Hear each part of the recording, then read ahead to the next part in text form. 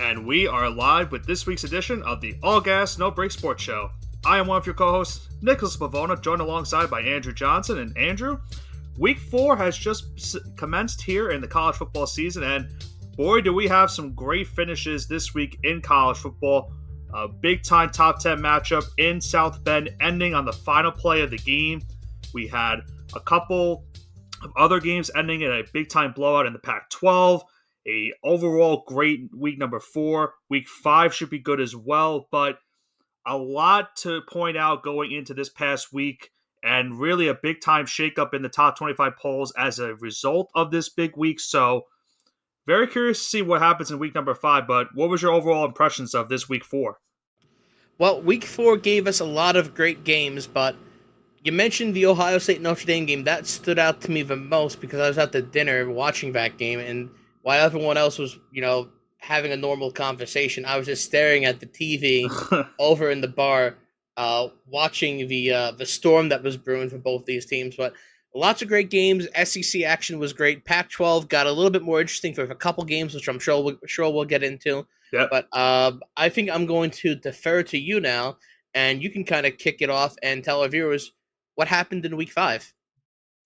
Well, we're at week number 4. I'm sorry. What's going in week 4 and what's going to happen in week 5? My apologies. Well, let's start off with what happened in week number 4, and we just talked about that Ohio State game. I think that's a perfect way to start off the show. I mean, unbelievable game. I know it was low scoring. A lot of people like those high scoring games, but this game had everything in what you wanted in a type of game. It had a lot of drama and action filled with it, and it ended on, I guess you could call it the second to last play of the game, but it really felt like the last play of the game. Ohio State going into South Bend to take on the Irish, number 6 Ohio State and number 9 Notre Dame, respectively, going into the game.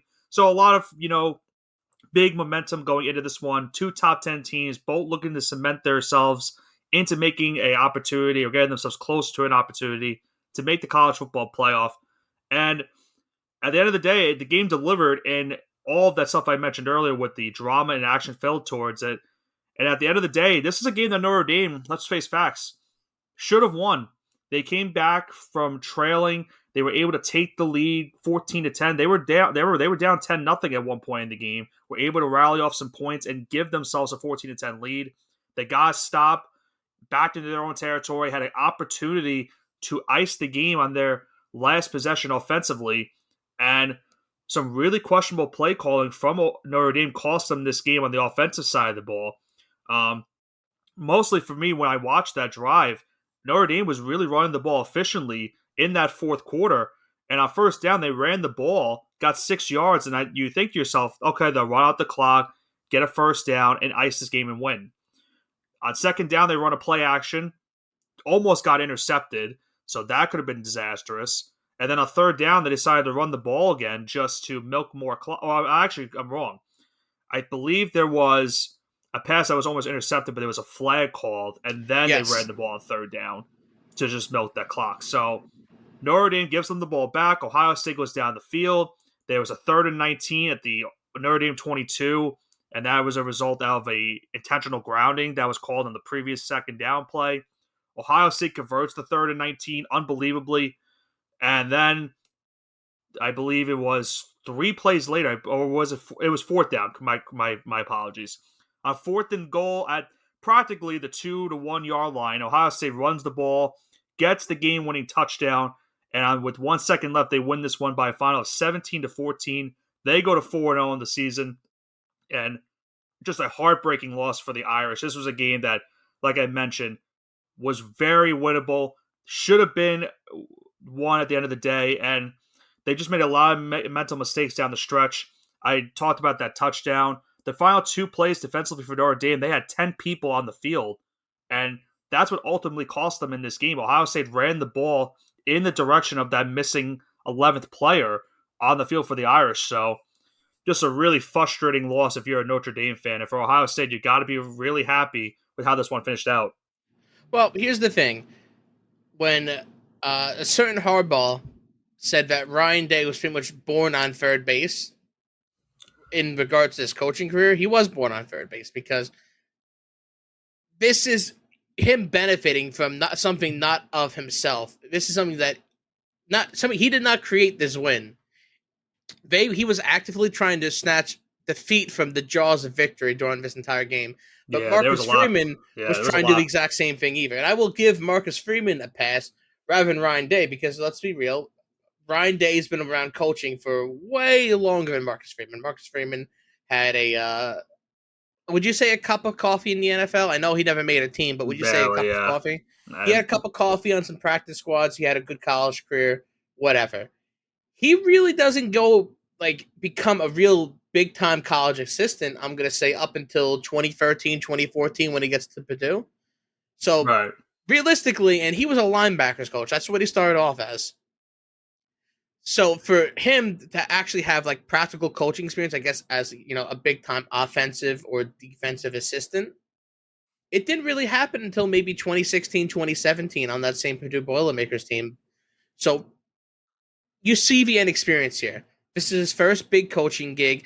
Granted, I know this is Ryan Day's first big coaching game too, but he was already in the spotlight. He was in the spotlight back in 2018 when Urban Meyer was placed on quote unquote administrative leave for a couple games back in 2018. Right. So he's been in the spotlight before. He's been the head coach now for, I believe, this is his fifth season. I believe And so. he Yeah. is a guy that has not improved as a head coach. Year and year after, he's not improving. He's regressing each year. And if Marcus Freeman was a little bit more experienced, if he had 11 guys on the field, because remember, that game-winning touchdown, there was only 10 men on the field for Notre Dame, and that huge gap in the coverage could have been filled by the 11th man. Right. If Marcus Freeman was a little bit more of an experienced head coach, Ryan Day would have lost, and this would have been a major upset for Notre Dame. I think But it was a mix of both teams really were not capitalizing on the other yeah, team's no, mistakes they were until the trying to very give the last game drive. away to each other. That's what it Right. came down to. Both these teams or both these coaches did not have their teams to prepare to win. And if it was up to me, I think Ryan Day, even though he wins this game, this adds more fuel to the fire that he should be fired because Jim Harbaugh is right. This is a guy who was placed on third base and he can't get home. Well, he's not the only coach that spoke about Ryan Day's team this past week. We saw what Lou Holtz said about the Ohio State team as a general, saying that compared to other teams like Alabama, Georgia, Michigan, they're not as tough as those teams are. And you saw in the post-game speech from Ryan Day, he was very fired up about that comment made by Lou Holtz. And he talked about the toughness of this team and winning. And listen, I'm not an Ohio State fan, but you got to admit the toughness of this team on that final drive to get down the field, and especially on that 3rd and 19 to convert and get the game-winning That touchdown was just a couple plays atrocious. later. I agree. It's just bad defense from Notre Dame down the stretch of this game, and that's a shame considering how good of a defensive game they played most of this way. And a signature win right there for the Buckeyes. I mean, Kyle McCord, the freshman, biggest win of his career by far. And it's a big hurdle for Ohio State now that they get past because you look at the rest of the schedule, it's not really tough up until they play Penn State and Michigan. Those are really the two biggest games they have left on their schedule. So Ohio State just needs to win out from here. If make sure they get their work done in those two games, and they'll be in the college football playoff. Yeah, no, I kind of agree with what you said here, but I guess my main point is going forward. I don't see Ohio State, even though we'll get into this later. They technically move up in the AP poll. They did. If I was to, if I had a vote, I would have dropped Notre Dame by probably about 10 spots, and I would have dropped Ohio State by 5. I think it was that horrific game. You can have all the talent you want on the field. I think Notre Dame's quarterback is by far one of the best quarterbacks in college football. I'm not saying draft prospect wise, but just as a college football player like Stetson Bennett was. Absolutely phenomenal quarterback. But is the coaching going to hold him back? And at the end of the day, the answer to that is yes, I would drop both of them after this win or after this game. Listen, I'll end it with this. I mean, Notre Dame, it's just another loss that is going to sting for a while. And they've had a lot of those losses these past, I would say years, but it's pretty much decades at this rate. They just have not been able to win those big type games. And now they unfortunately lose this one to Ohio State. And they'll need a lot of help to even get it back into the consideration to make the college football playoff.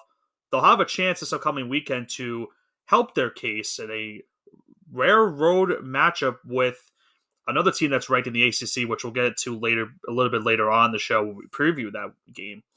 But I think, Johnson, we have to talk about this next one. And unfortunately for the fans of Colorado, it was a rough Saturday afternoon for the Buffaloes. Oh man, that was I mean, Not good. I'll go to the pre-show, and I was a firm believer in Colorado going back to last year. Yep. Coach Prime, love to see it, but if I had known that they were going to disrespect Oregon's logo and the Yep. field before the game, I would have taken Oregon minus 35. They really set That is their extremely bad juju. It's disrespectful. They were kind of asking for it, and Oregon responded. yeah, they responded in a huge way in this game, blowing out Colorado by a final of 42-6. I mean, you saw basically what went down in this one for the Ducks. Dan Lanning had this team fired up and ready. He had that big time speech before the game, and that's another thing. If we had known about that, we probably would have taken Colorado plus 21. That That was was one of the kings. greatest pre-game speeches I've ever seen. They're playing for clicks, and Any we're sport. playing for wins. No, and he's right too. Listen, Absolutely on the money there's with no that. listen. There's nothing wrong with playing for clicks when you're a Right. new. I should say new program. It's not like Colorado's new to college football. They were national players years ago, but new in the sense of they're back and they have some flash and they got some grit and the media spotlight's on them. That's fine when you're building a program. You could fundamentally to get attention and grab new recruits. That is fine, but an established program like Oregon, he said it best. He's playing for wins because at this point they're not flashy. They don't have to be flashy. They kind of have a set culture. They have players. They have a system. They just need wins now. Where Colorado's Right. still trying to find that identity. Right. Listen, we knew going into the game they would kind of be a struggle considering they didn't have Travis Hunter due to injury, and it really showed on both sides of the ball. I mean, Colorado's offense just did not look like the same team we saw in the first couple of weeks of the season. Their defense got torched up by Bo Nix and that Oregon Ducks team. Oregon ran a fake punt as well at one point in this game, and Dion even said it. I mean, it was a good old fashioned butt whooping in his words, as they beat him on every aspect of the field, whether in offense, defense, and special teams. So I'll say this for Dion. I mean, it's a learning experience to have a game like this because now you know that these teams are going to want to try to run up the score and get some style points against you the rest of the season. And you could see that again this week with their big matchup with USC. So they really need to bounce back this upcoming weekend against the Trojans. Otherwise, it's going to be back-to-back really bad losses. And listen, like you said, it's still a rebuilding process for this team because of all the turnover they had from last season. But considering how they started the year, you would have liked to have seen a little bit more fight for them in this game. Yeah, and maybe we'll get some more fight next week. But the next game I want to talk about is Florida State continuing to play down their competition. Now, I am a believer in Florida State. I think I said they were going to be back. They were going to go back to the glory days of having Jimbo Fisher. I shouldn't say, is that really their true glory days? No, Probably not. about its glory days, but the most recent version of their glory days when Jimbo was coaching there and he was winning, having undefeated seasons, winning bowl games, national championships. right. They continue to play down to their competition. I don't want to say Jekyll and Hyde because I don't think Jekyll and Hyde is right if a team is winning. But to say that a team is playing down to their competition, they go down 10 early on. They have a big second half, and is it more to say that Clemson choked or that Florida State came back? Clemson 100% choked. I mean, you got to keep in mind they had a field goal opportunity late in the fourth quarter, and they missed it. I believe wide left. And yes, I did. That would have given them the lead late in the game, and because they didn't make it, the game went into overtime, and Florida State immediately scored on their first possession, and that was the difference of this game. I mean, they got a big strip sack fumble recovery for a touchdown to tie the game at 24. They end up holding on this one 31-24. So for Clemson, this is a game that just got away from them. I mean, they had an opportunity like Notre Dame did earlier. We talked about them earlier, where they had their chances to win this game. They just didn't capitalize at the end of the day, and they let Florida State come back and win this game. And now they go to 2-2 in the season. Both of their losses coming in conference play, that really could effectively end your chances of maybe Their getting to season is the top. done. Yeah, that pretty much most likely will end their chances of making the ACC championship game. So it's been a rough year for the Tigers so far. And for Florida State, they got a big break. I mean, this is the second straight week where they've had a really close encounter, but were able to hold on at the very last minute. And now they remain undefeated going into week 5. Yeah, so Florida State, I mean, I don't want to say they're firing on all cylinders, but they're kind of The maybe sputtering defense, out a little bit right now. But their defense is, I want to say, they're not playing good right they now. they're not playing good, but they've been able to get the stops when they've had to. Right. So they're not like it's kind of been, it reminds me of that Super Bowl team that the Patriots had back in 2018 with the Eagles, where it was bend don't break the entire season, but when they got to the Super Bowl, they just broke. Right. So if Florida State does make it that far in the national, and they do make it to the national championship, I'm afraid they're just going to break in the national championship no matter who they play. But it's still early in the season. We're 4 games in. Come talk to me in a couple weeks, and we'll have a better analysis. Right. I mean, like you said, it's only week 4. We still don't know how the rest of the season's going to play out. But with the way these close games have happened for them these last 2 weeks, it really gives you the notion that maybe any of these ACC teams could give them a run for their money. They have some tough games in their schedule in the next couple of weeks. They end their season at Florida in the Swamp, which is not going to be an easy game.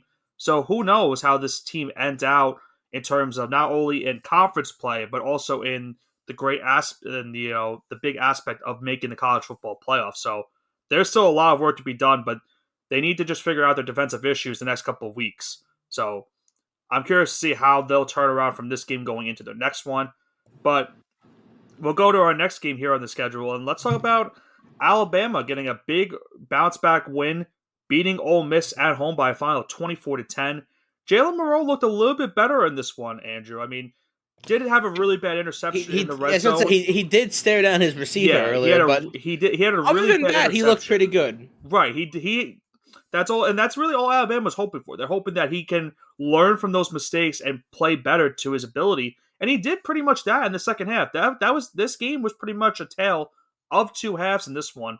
Ole Miss realistically could have won this game. They played really good in the first half, just were not able to make, a lot of their opportunities and capitalize on them. And Alabama, despite a really bad offensive first half, was only down a point going into halftime.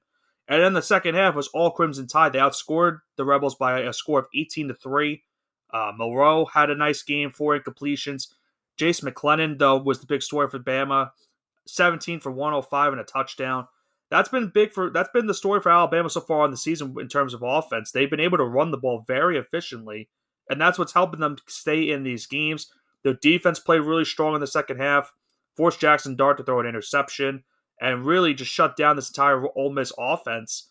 And it gives the Tide some hope now going into the rest of SEC play, getting a big win like that, and now seeing where they go in the next couple weeks.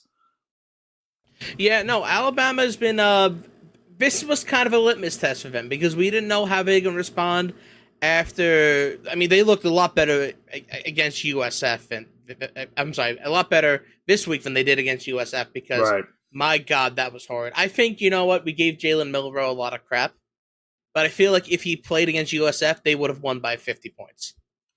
Probably. If he was able to play I don't want to say legit SEC team in Ole Miss, but a very good team, SEC team in Ole Miss, I think they'll be fine the rest of the season. I think they'll probably end up losing a game or two. The rest of the year, they might. Listen, we could see 3-loss Bama this year. It's very possible. Yeah. But the jury's still out on them, and come talk to me in about 2 weeks.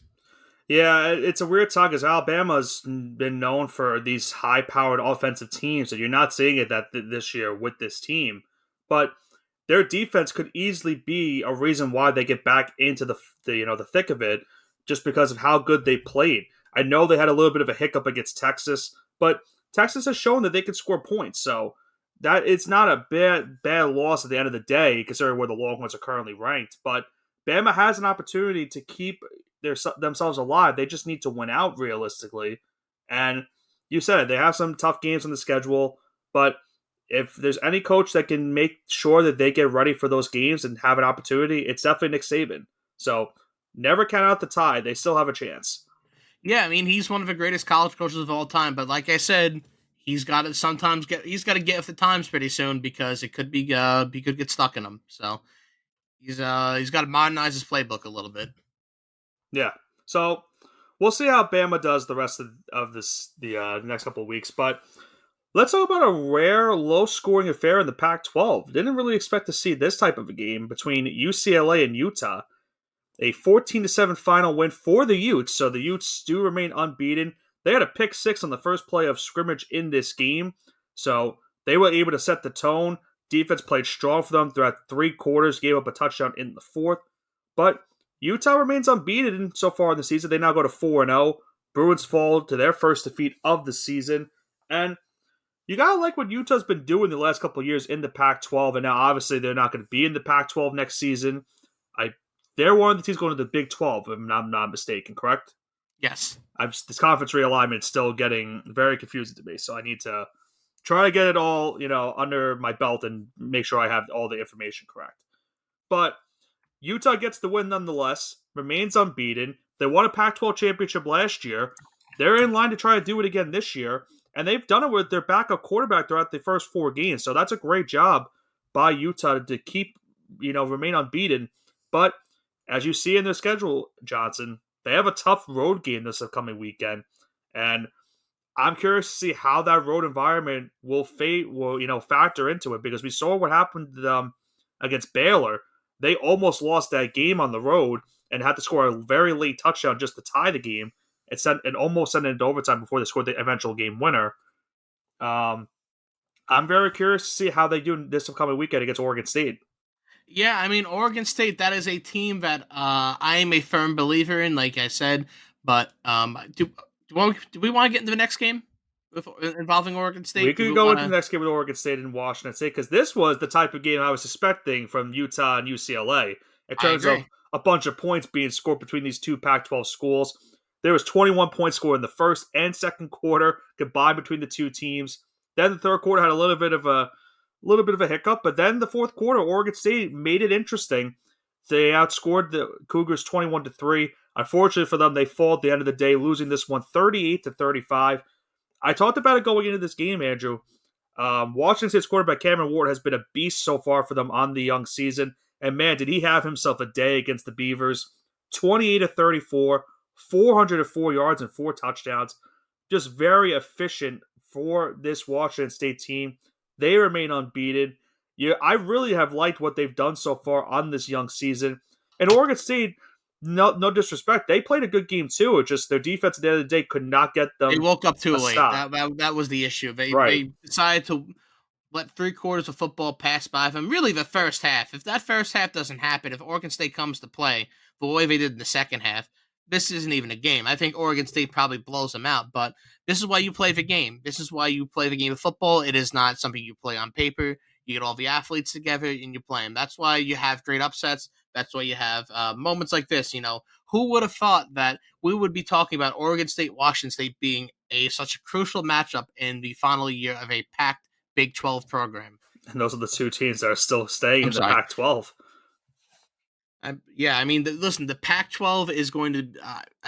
It's not going to be a conference anymore. Who It's knows formerly, what's going to happen? We don't know yet. I don't know if it's going to be a conference anymore, but I want Oregon State to do it because I thought they would be the team to maybe of Oregon State and Washington State to be the team to win the Pac-12 had the best chance. But it's looking like Washington State now. So, hey, I know I picked Oregon State, but if Washington State wins the Pac-12, they're my number two team. It's 1A, 1B right now. That would be fun if they were to win it. It's going to be tough, obviously, with Oregon and Oh, USC very, very playing tough. But the way they're playing right now. But hey, it looks like they got the firepower because Oregon State's no slouch of a team, and he was able to throw for 400 yards. So right, Cameron definitely Ward, I'm possible. telling you, he's a really good quarterback prospect. I mean, I don't know what in terms of NFL draft wise, but he's playing some really good ball right now for this Cougars team in terms of college. And he gives this team a really good opportunity to win and stay alive in the Pac 12, which is why who knows what could happen the rest of the season. Their next game is at UCLA, so that will be a tough road test for them. But I think they have a really good chance of being a dark horse to win this conference if they're able to win these big type of profile matchups down the rest of the season. Yeah, no, this is going to be something that we're going to look forward to because now I guess I'm looking I'm gonna be looking for Washington State's games now. I mean, I mean, yeah, I know they play in California, so it could be a little bit difficult in the East Coast to get some maybe. I mean, yeah, not California. They play in the West Coast. yeah. Excuse me. They play in Washington State. Uh, it's good. The main thing I'm going for. It's Pacific time. It's Pacific time zone. So it's the Pacific Ocean. We have a friend that calls it the West Ocean because geography is not his strong suit. Oh man, I think you're gonna bring that up. I mean, yeah, but listen, it's funny, It um, is. but when you see those like start times, like in prime time over there, we saw it in the Colorado game. I know it's their mountain time, but let's not split hairs. When they start at 10 p.m. on the East Coast over here, especially when you have a game going into it, like that Florida game that spills over, you potentially have a game going on until 2 or 3 o'clock in the morning on the East Coast, and that's just a rough watch. So maybe we can get some Washington State football games in the afternoon. Make it a part of like the 4 o'clock slate, like the NFL does it. That'd be beautiful. But Yeah, maybe. you can dream, right? I Yeah, I don't want. mean, we No saw with offense to Washington State, I don't want to stay up to 2 o'clock in the morning like I right. did with That's what happened with Colorado the that one Colorado time. game a couple weeks ago. The same thing happened. That game didn't end until 2 a.m. because it went to overtime. Yeah, I don't want to be doing that. I know Washington State. I know it's West Coast. I know it's. I said California, but I meant Washington, obviously.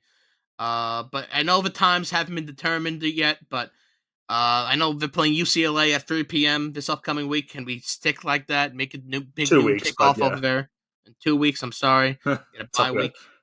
It's a tough week right now. No, Tough, no, there's tough couple listen, minutes. there's a lot of high action going on, but the Pac-12, I'm telling you what, man, we give it a lot of crap, but it's giving us some good It's football right now. exciting, and I want to watch it, but it's too late now. I know. I mean, you got teams like Washington, USC, Oregon, Washington State now, Oregon State, Colorado. I mean, you got all these teams really looking I good, think you have 8 teams that people would want to tune in and watch on the East Coast, but it's too late. and six of them are leaving, and so forth. It's really unfortunate for the entire conference. This is their best year by far, and God knows how long, and Probably a decade. maybe more than that. I was gonna say probably since Andrew Luck Stanford. Uh, yeah, I guess in terms of star power, maybe, yeah. I don't think that's not necessarily a bad thing. If not that, then it's got to be when USC had those really good teams during the mid 2000s. But we digress. It's been a minute. Um, Speaking of USC, they're going to be moving to the Big Ten. We'll get into our final, game of the weekend. Not much to really talk about this one. It was a pretty much a blowout in terms of how badly Iowa's offense was in this game. When you have 56 yards of passing offense, Andrew, I don't want to talk about it. you're not going to win football games. I mean, this was a rough watch. Yeah, Drew Aller throws for 4 touchdowns. Penn State rolls to a 31-0 win. I mean, I could have swore that Iowa would have gotten at least one touchdown, maybe even a touchdown in the field goal. Because when they gave me the line, I think it was 38.5. Yep. You know how bad I it figured was? they could score once at least. Jeez. During the game, if you were live betted in the third quarter for Iowa to get a field goal or just a single point, it was plus odds. The odds makers gave no faith in the Iowa offense, and they had every reason to do so. They just played a really bad offensive game against Penn State, and a good showing from the Nittany Lions. They've had a good start to the season now, going 4-0 with this win. They did move up in the top 25 polls.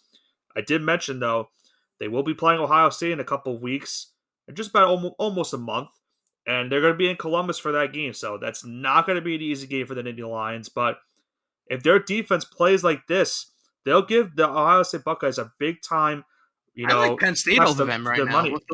I know it's only been 4 weeks, but for the first 4 weeks, Penn State looks like a way better team. The only issue for Penn State down. has been they're one of those teams like Notre Dame. And I hate to say it like that, but in terms of big game shine right in the big moments. Right, big game situation, they don't step up in the moment, and they unfortunately lose. So they've got to make sure that they step up in that moment. It's never easy to go into Columbus and win a game, but I like their chances. I think they have the better. In my opinion, I like Allard more than McCord in terms of quarterback play, and I like the way their defense is currently playing. I know they haven't really played the biggest of competition so far in terms of offense, but that will be a good litmus test to see what this team can be the rest of the season. And I think they'll give Ohio State a run for their money, but that's still like a complete, we have a full month before we even get to talk about that game.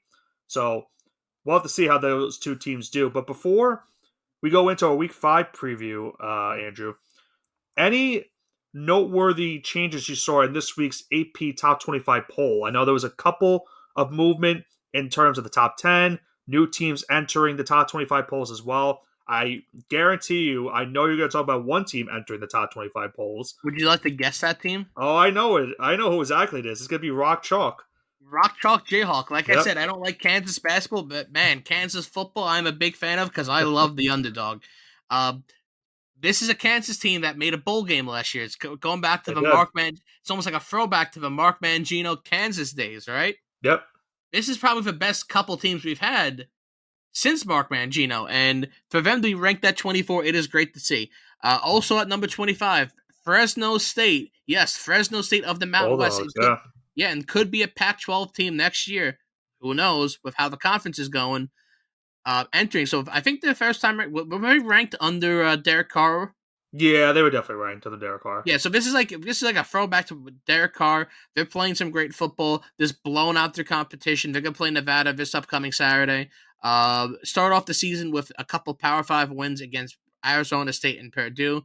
Granted, I know Arizona State and Purdue are not the premier members of the Pac-12 and the Big Ten, but they're still Power 5 wins. So if I think they can beat the lower end of Power 5 teams like that, they definitely should be in a Power 5 conference. Should the realignment happen, they go to the Pac-12 and becomes more of like a Power 4 plus the Pac-12 as like a secondary conference. Very team to look out for. A lot of Mountain West teams like Wyoming, and I would probably put Boise State in there because of their historical Yeah. dominance. But yeah, Fresno State at 25, Kansas at 24. I liked Duke standing strong at 17. How funny Again, is it that these I don't like. basketball schools, North Carolina, Duke, Kansas, all ranked in the top 25 in football? Yeah, you would think you're looking at a college basketball Yeah. team right now. The only problem is Georgia's absolutely horrid at that sport. That's true. So they wouldn't belong there at all. But all these other teams, probably besides Georgia, Penn State, Washington State, all these other teams. If you said, "Hey, this is quasi college basketball rankings," like from whatever year, I would kind of believe it. Like if you said, "Oh yeah, this is the AP poll in 2007," I would maybe believe you. Right. It would be, it'd be whatever, but Georgia and Penn State to me are the ones that throw it off. But Notre Dame going down to 11, only dropping a couple spots. Oh man, USC was the one that kind of surprised me a little bit. I think it was the fact That was horrific. I mean, you're gonna raise Ohio State but lower USC. Well, I don't like it. I see the reasoning why. You look at USC schedule; they haven't played anyone yet, so that hurts them at the end of the day.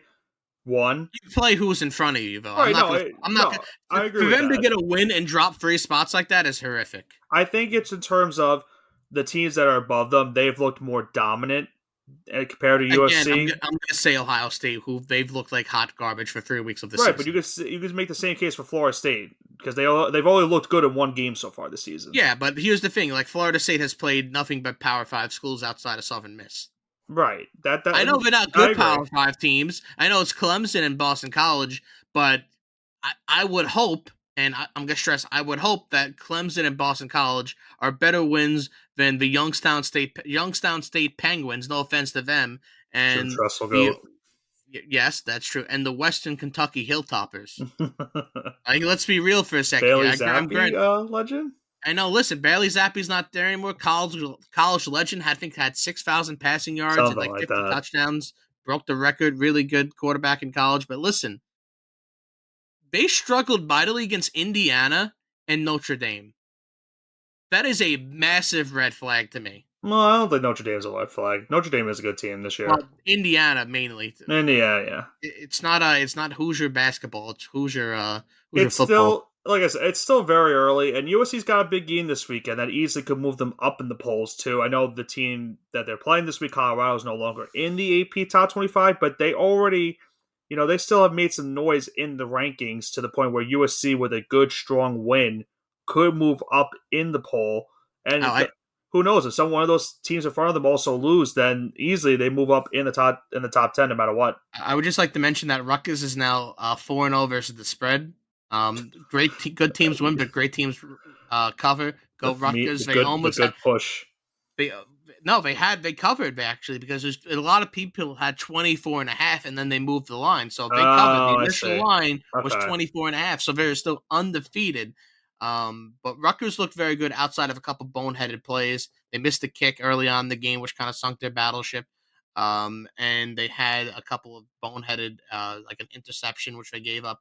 But that game was a lot closer than the scoreboard indicates. I think if Rutgers didn't, make a couple really bad mistakes, it probably would have looked something like maybe a 24-17 win for Michigan, which granted you can't really sugarcoat losses. There are no, moral how can I put this? Moral There's no victory. really like moral victories in college sports, but this would have been one if Rutgers kept it a little bit closer. I think their team monitor coming up maybe can make a bowl game this year. Who knows? Well, Uh, they only need 3 more wins to be bowl eligible. I was looking at their schedule. It's going to be really, really tough playing in the Big Ten, but I think it's possible. I know they could squeeze out two. I don't know about Philly. Well, you never know. Any given Saturday, as they say. But I'm glad you brought up the spreads and, in terms of good teams covering and winning, because it's a perfect segue into the Mushing Hour. Week number 5 in college football. Um, Not going to sugarcoat it. We all pretty much had a very bad week number 4. Yeah, well, let's be real. We've had, at least me and you, we've been pretty good with college. I'm Yeah, 5 games above 500. You're 5 games above 500, and Grayson, unfortunately, is 5 games below 500. yeah, However, he's been better with the NFL. So the NFL is sure. his sport. That is his sport. I'm better with college. You are better in college, and he is better in the NFL. So we all have our strengths and weaknesses. Well, we'll look to build up on our strengths this week with college football as we have a bunch of games on this week 5 slate that could really make a big impact in the college football playoff standings, except for maybe one game, but that was for personal reasons why I put this game on there. You'll see in a little bit. Let's start off with the first game and a big time Pac 12 matchup between number 10 Utah and number 19 Oregon State. We talked about these two teams, Utah getting the win over UCLA this past week, Oregon State losing a tough one to Washington State. Current line for this game, the Beavers are 3-point favorites at home, with the over-under being 45 points. What do you have, Andrew? So Grayson's taking Utah money line, Correct. which he's going to completely ignore the points and just take the money line, which is cool. More value for him if he hits this, but I'm going to take Oregon State and the points. They bounce back. They had that explosive offense in the fourth quarter, so I'm going to say they're going to have a following really good 2 quarters and maybe even a third, and they're going to taper off in the fourth quarter. So if they can just kind of hold on a little bit, that's what they're going to get. So give me Oregon State -3. Utah looks sluggish, and Oregon State will be at home. They're preparing, while Utah has to unfortunately go on the road. This is a tough game. I really could make the case for both of these teams winning. And Oregon State really could use the bounce back win because if they lose this game, they're essentially out of the Pac 12 race. So they really Well, both need these this teams game. are. Both these teams need this win. Right. I mean, listen, you could lose one game and still have a chance, but with Washington, Oregon, and USC, it's going to be really tough to stay in that race. So it's essentially you're probably right. It probably is a must win for both teams, especially for more for Oregon Also for State, but Oregon State. it's still must win either way for both of them. I don't see. I know Utah had a low scoring affair last week against UCLA. I don't see that happening for the second straight week. I think with a 45-point over under, I'm going to take the over. I think you saw what Oregon State's defense did against Washington State. Well, I'm not comparing the two offenses between Utah and Washington State. I think Washington State has a better offense, but I think you'll see points going in this game considering the high impact for both of these teams. And it's a Friday game. Keep that in mind. This game is not on Saturday, so it's going to Friday be Night Lights. a short week for both of these teams. All right, so So I'm going to go with the over. all right, you heard it here first. Nick's taking the first over. Won't be the last. Of the Mushing Hour Week 5 edition. All right, so the second game on our lineup, we have number 8 USC, the Trojans on the road going to Colorado, take on the Coach Prime and the Buffaloes. The Buffaloes at home. USC -21.5-point favorites on the road. Yikes. No Travis Hunter again. And 73.5 is the slated over-under. Grayson has had enough of Coach Prime. He's taken USC -21.5. He thinks it's going to be more of a 3-score victory for the Trojans. I'm gonna take Colorado plus 21.5 because I don't think Dion will let his team lose like this in this kind of fashion 2 weeks in a row. Um, they're gonna. I still think they're gonna lose. Don't get me wrong, but I don't think they're gonna lose by the magnitude, the absolute carnage that happened in the previous week. Uh, Ugh.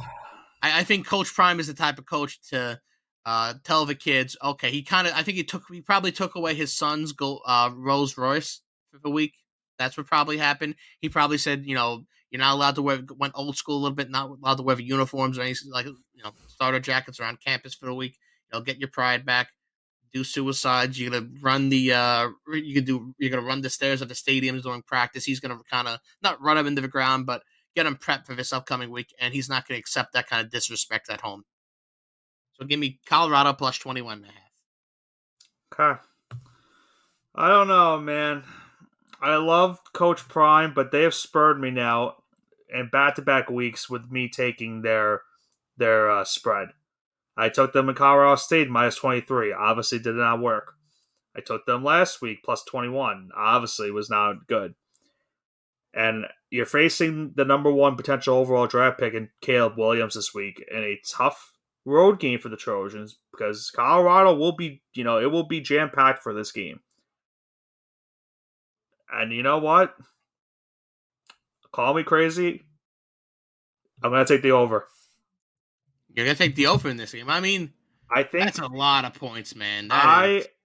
I there's a reason for this. I see USC's defense, and they tend to give up a lot of points, especially to schools that are not as good as Colorado. These are teams that are worse than Colorado. And we saw what Colorado's defense did last week against Oregon. I think USC has a better offense than Oregon.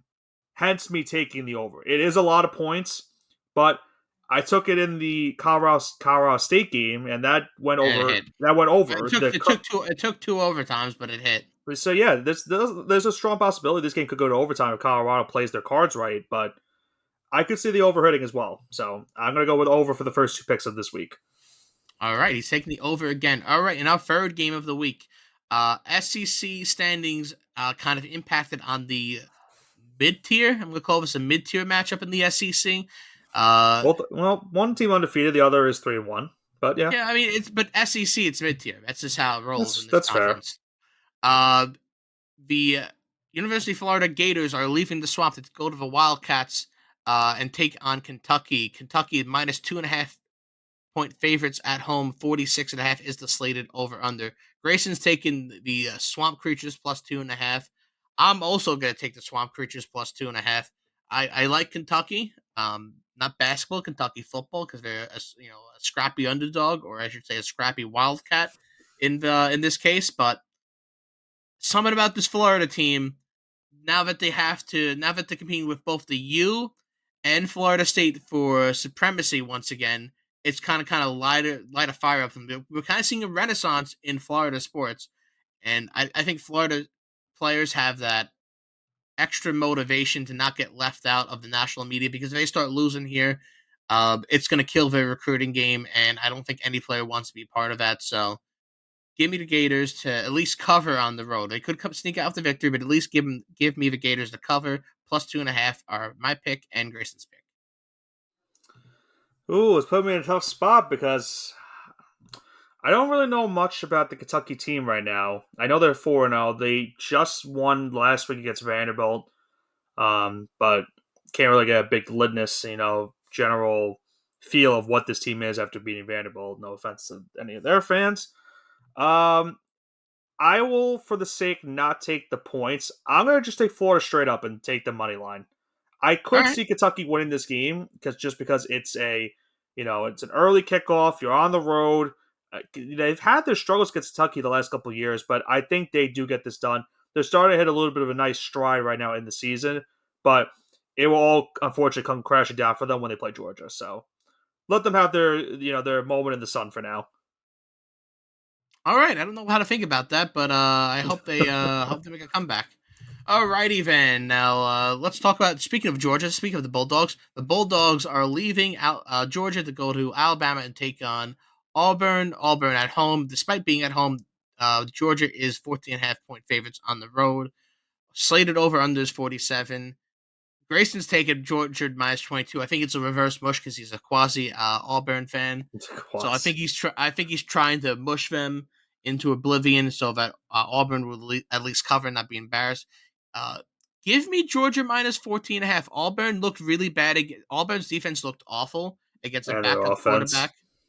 I mean, I didn't get into that yet, but they're at least their Yeah. defense because they played a backup quarterback in Texas A&M whose offense was absolutely terrible last year, and they struggled against a backup quarterback who was thrown in the game because of Connor Weigman's injury. We're wishing him a speedy recovery and he can get back on the football field soon. But given that information, give me UGA minus 14 and a half. I know they've struggled offensively at points of this season, but this is the game where they pick it up. So give me the dogs minus 14 and a half on the road. Yeah, I'm gonna be right with you because honestly, I don't like what Auburn has done. They've had two blowout wins against two really bad teams, and they barely beat Cal, and then they lost this past week to Texas A&M in really embarrassing fashion. Their offense looks really bad. There's issues with the quarterback play right now, and they're facing a Georgia team that's just gonna really, in my opinion, just steamroll over them. So, give me the dogs minus 14 and a half. All right, we got dogs minus 14 and a half for me and you. Okay, cool. The next team we have Rock Chalk Jayhawk, number 24 Kansas Jayhawks on the road taking on the Texas Longhorns. Number 3 in the country, Texas minus 17-point favorites at home over underslate at 62. Grayson, again with reverse voodoo magic because he hates these teams, is taking Texas minus 21, hoping to mush it into oblivion on purpose. I'm taking personally Kansas plus 17. So I figured that. I think Kansas will keep it close. They have their quarterback. They're on a roll. They're ranked again for the second time in a year. I know they didn't finish ranked last year, but at least, hey, they got a bowl game, and they should have been ranked if their quarterback and team stayed healthy for the rest of the year. So give me Rock Chalk Jayhawk to cover. Texas has looked a little bit shaky at times with Quinn Ewers. He's still an amazing quarterback, though. So give me Kansas plus 17. They keep it close, but not close enough to win. Oh, am I going to do the rare thing? I'm going to do it. I'm going to take the under in a Big 12 game. Really? I look at it like this. Texas has been. I can't believe I'm saying this, but Texas defense has looked pretty solid this season. The most points, obviously, they've given up was to Alabama, but overall, you look at all of their games, and I'll list out the numbers: 47 total points first game. Then you had 58 their second game, 41 their third game, and their previous game 44. They haven't even been close to that 62 mark that it is for this week. I think that trend continues, and I I really do like. If I had another pick, I'm not going to make two because I'm trying to get my standings correct. I would like Kansas. I think they can cover in this game. I just don't want to make two picks because right now I'm trying not to lose as many possible outcomes this week. So I would like to just keep it to one pick for the week.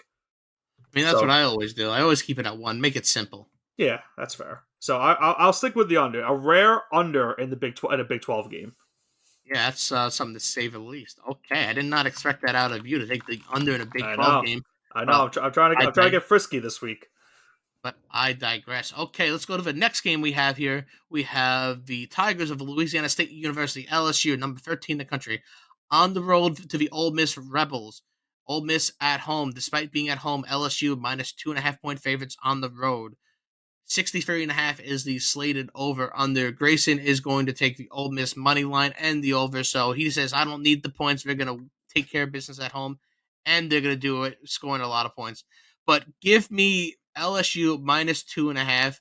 Ole Miss is going to, they lost their Super Bowl last week, so they're going to lock in some clear motivation. So give me LSU minus 2.5.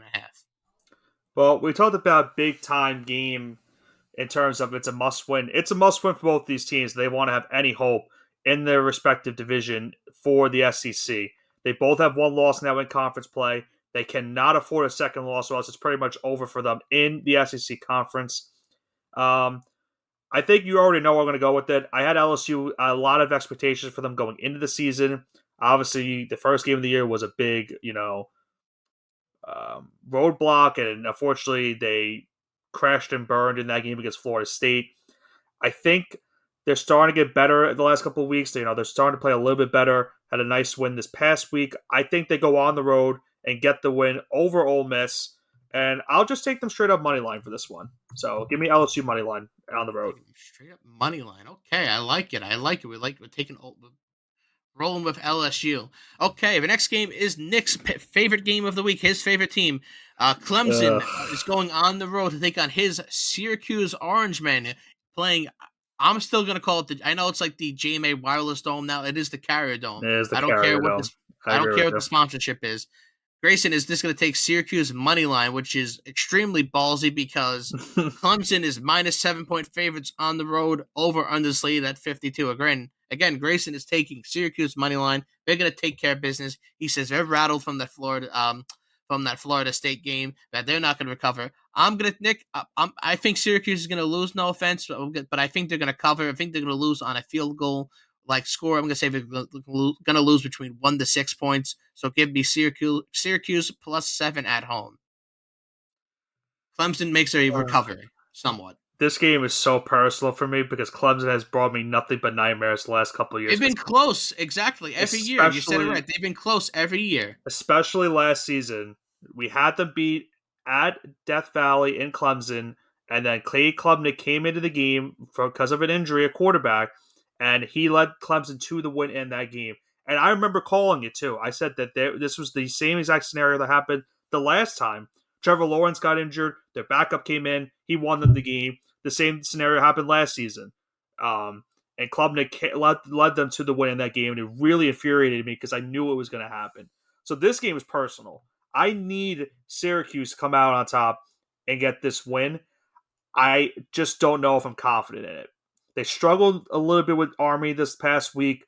Their offense has been all right. Defense still is very worrying to me. They haven't really played as good.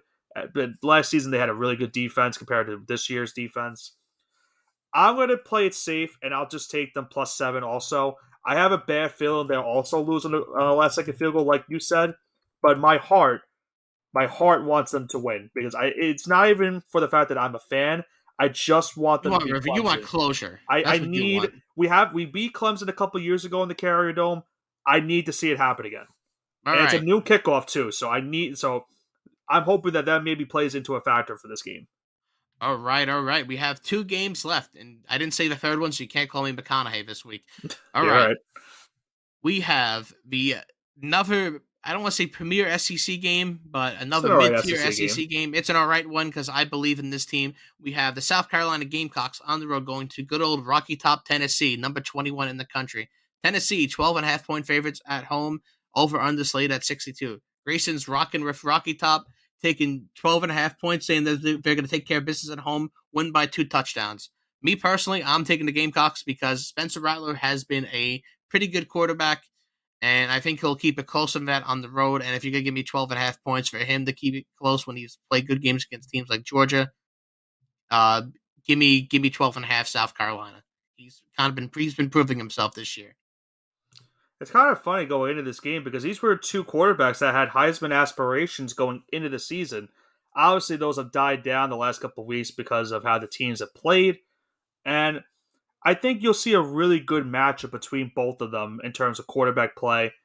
I do like South Carolina also to cover in this one. I think they looked really good a couple weeks ago against Georgia, at least in the first half of that game. Unfortunately lost, but they did cover, so that's all that matters at the end of the day in terms of betting.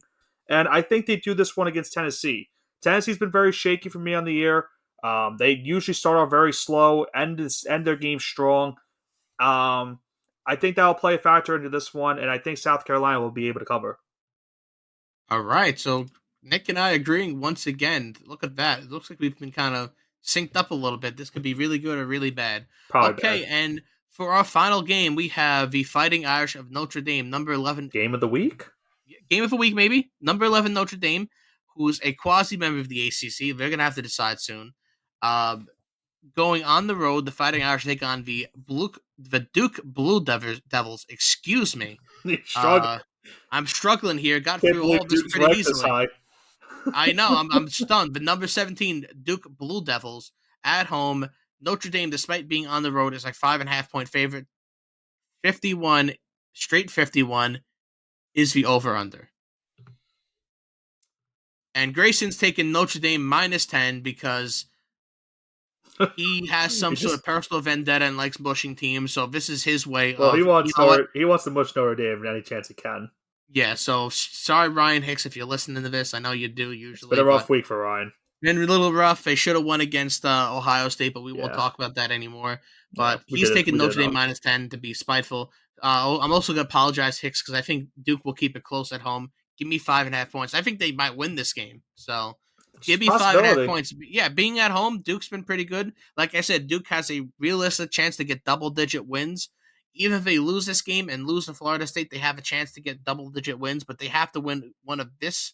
They have to take care of business, obviously, and they have to win one game against Florida State, Notre Dame, or North Carolina. And I think this, honestly, coming off that depressing win against or depressing loss against Ohio State, that would be typical Notre Dame for them to kind of drop this game on the road. So give me Duke +5.5.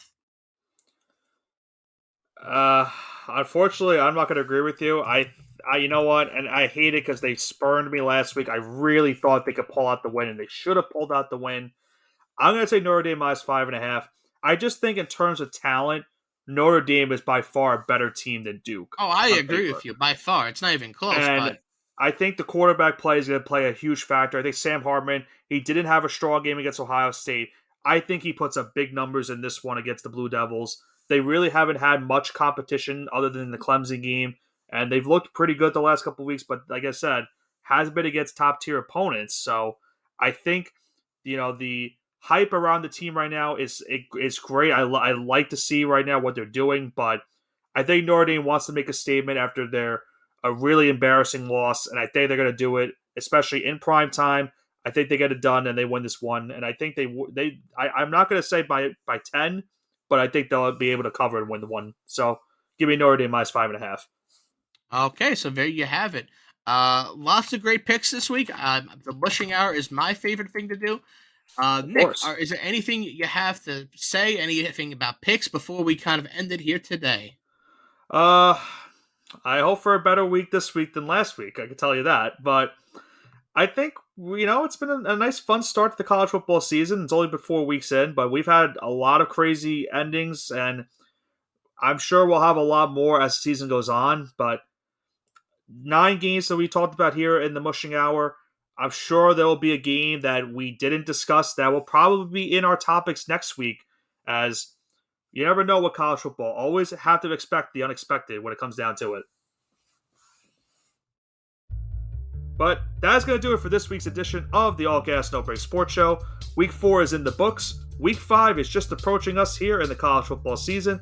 We'll have to see how it all unfolds and how these teams in the top 25 polls will do as they try to make that push for the national championship. This has been Nicholas Pavona, joined alongside by Andrew Johnson with the All Gas No Break Sports Show. Have a great rest of your weekend.